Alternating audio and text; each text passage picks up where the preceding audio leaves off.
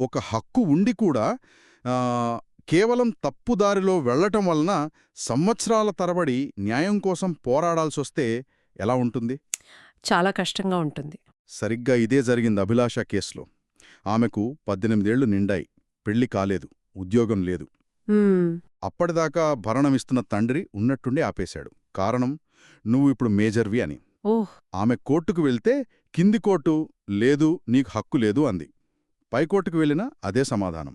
ఈరోజు మనం ఈ చిక్కుబుణ్ణి విప్పుదాం. తప్పకుండా. చట్టంలో హక్కు ఉండటం ఎంత ముఖ్యమో, దాన్ని సాధించే సరైన మార్గం తెలియడం కూడా అంతే ముఖ్యం. అవును.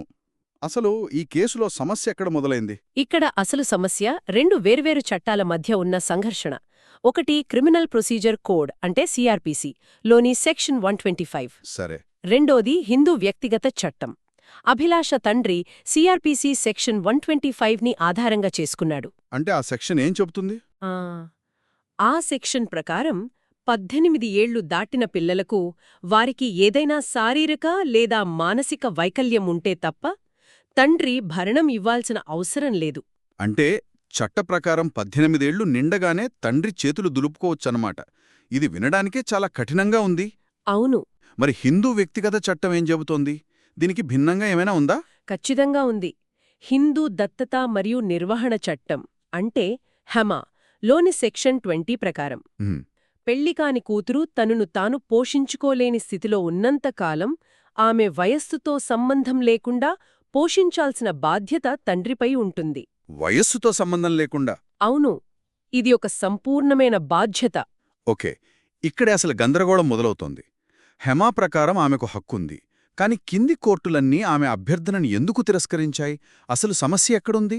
సమస్య ఆమె హక్కులో లేదు, ఆమె ఎంచుకున్న మార్గంలో ఉంది. మార్గంలోనా? ఒక రకంగా చెప్పాలంటే ఆమె తప్పు తలుపు తట్టింది. ఆమె తన కేసును సిఆర్పిసి సెక్షన్ 125 కింద ఒక జ్యుడిషియల్ మ్యాజిస్ట్రేట్ ముందు పెట్టింది. అక్కడ పెట్టడం తప్ప? తప్పు కాదు, కాని అది సరైన వేదిక కాదు. ఇక్కడే మనం ఒక ముఖ్యమైన విషయాన్ని అర్థం చేసుకోవాలి.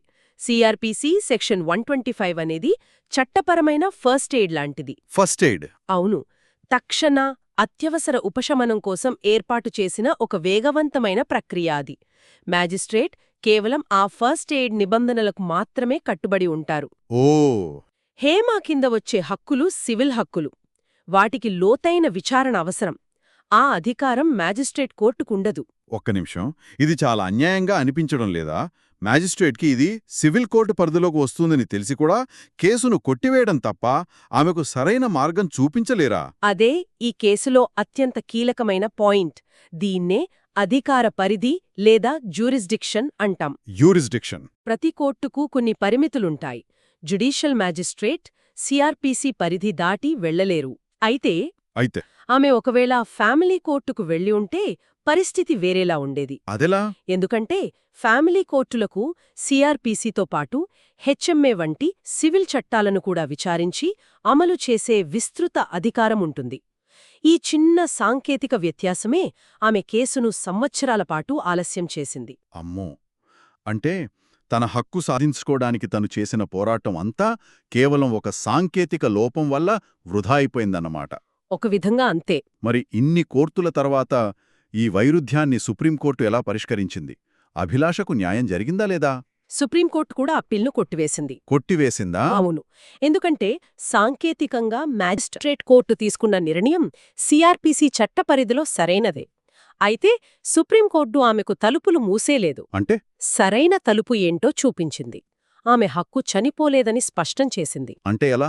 హిందూ దత్తత మరియు నిర్వహణ చట్టంలోని సెక్షన్ 20 కింద ఒక సివిల్ కోర్టులో కొత్తగా దావా వేసుకోవడానికి ఆమెకు స్వేచ్ఛ ఇచ్చింది. ఓ! అంటే మీరు తప్పు కోర్టులో పోరాడారు, ఇప్పుడు సరైన కోర్టుకు వెళ్లి మీ హక్కును క్లెయిమ్ చేసుకోండి అని చెప్పినట్టు. అర్థమైంది. ఆమె తన హక్కును కోల్పోలేదు, కేవలం సరైన న్యాయ మార్గాన్ని ఎంచుకోవాలని సూచించింది. సరిగ్గా. అంటే అభిలాష తన హక్కును కలిగి ఉన్నప్పటికీ సరైన అధికారం లేని కోర్టులో సంవత్సరాల తరబడి పోరాడింది. చివరగా మనం గుర్తుపెట్టుకోవాల్సిందేంటంటే, మనకొక హక్కు ఉందని తెలియడం ఒకెత్తైతే దాన్ని ఎక్కడా ఎలా సాధించాలో తెలుసుకోవడం మరో ఎత్తు. ఖచ్చితంగా. సరిగ్గా అదే. ఈ చర్చ ఒక ముఖ్యమైన ప్రశ్నను లేవనెత్తుతుంది. ఏంటది?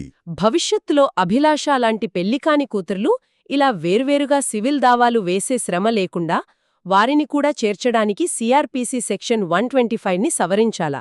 ఇది ఆలోచించాల్సిన విషయమే. అవును, ఇది మన చట్టసభ్య సభ్యులు ఆలోచించాల్సిన విషయం.